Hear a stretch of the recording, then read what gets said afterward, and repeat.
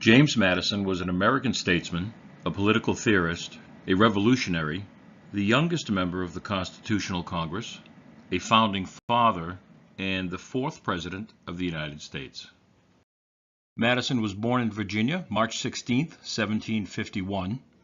He was a wartime president, and together with Thomas Jefferson formed the Democratic-Republican Party.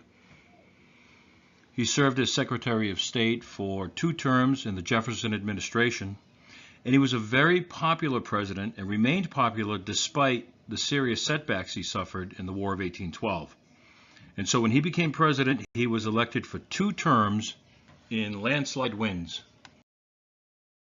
He was first raised on a small farmhouse, but as a child moved to this large plantation mansion known as Montpelier.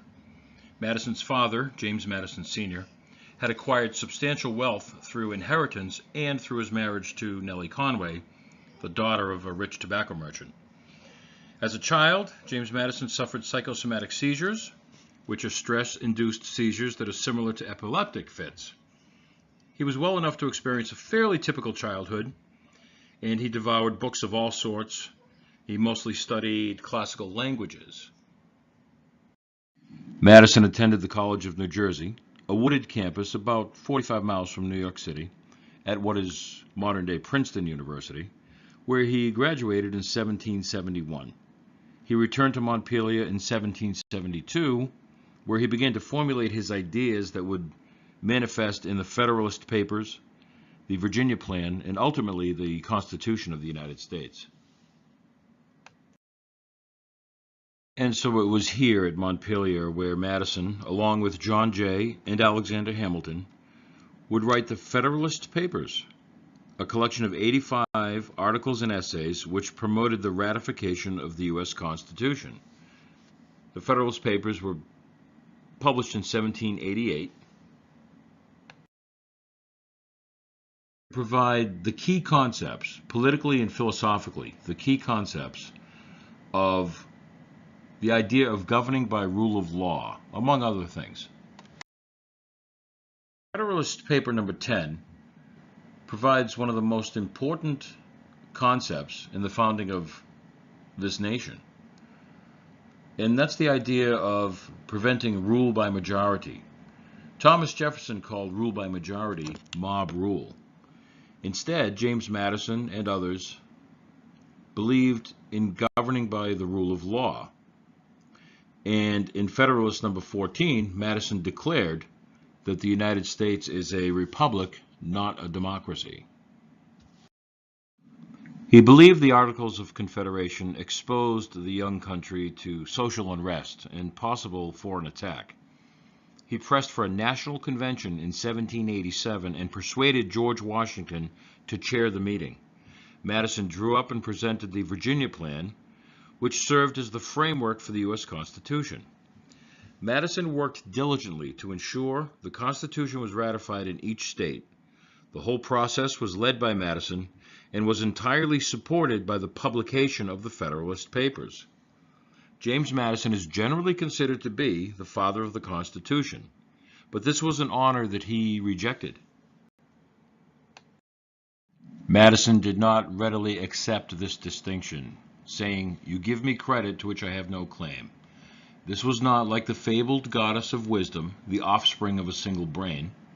It ought to be regarded as the work of many heads and many hands.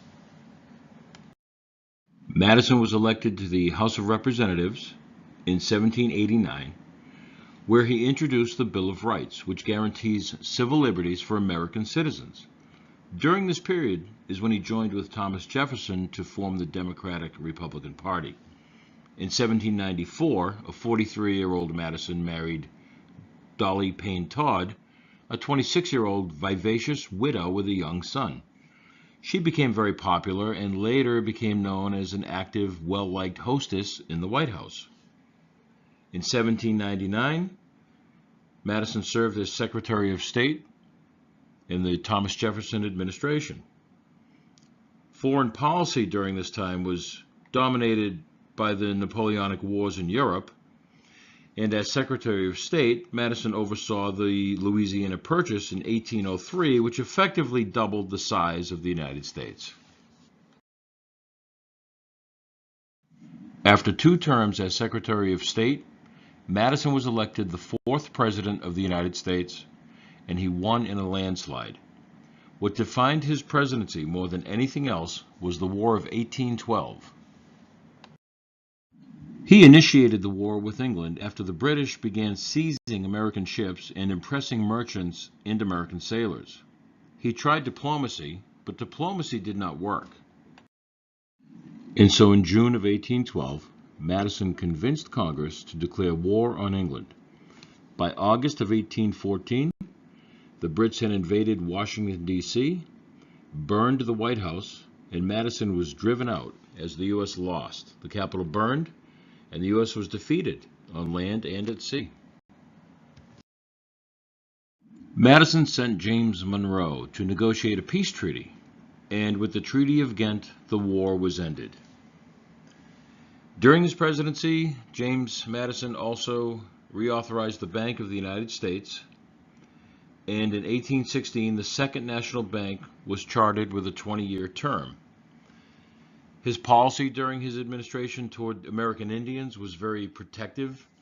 He believed that American Indians would benefit from the new American civilization. In fact, Madison ordered the Army to protect all native lands from any foreign invasion.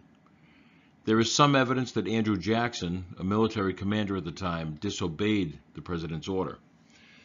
But James Madison served 2 terms, winning both times in landslides. And in 1817, he retired from politics, returned to Montpelier, where he found his plantation was in decline due to his stepson's mismanagement of the property and due to the declining price of tobacco. In 1825, Madison worked with Thomas Jefferson again to open the University of Virginia, and on June 28, 1836, James Madison died at the age of 85, the last of the Founding Fathers.